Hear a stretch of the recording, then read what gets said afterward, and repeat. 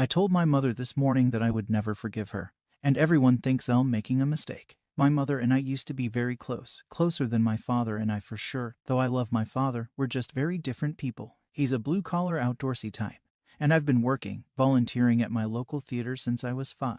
My mother always loved the theater, and we bonded over that love, along with a love for cinema, whereas my dad only ever watches National Geographic on the cable that he still has law. Not to say that my father was unsupportive, just that he was different. My parents got a divorce when I was 17.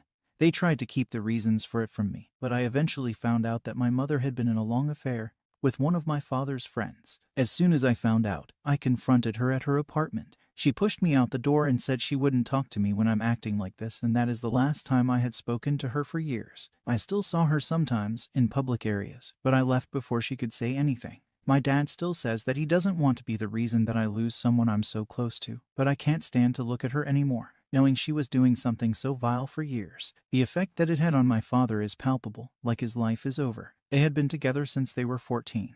And my father used to tell the story all the time that he knew even then that she was the only one for him, that they were soulmates. I used to wish I could find a love like that.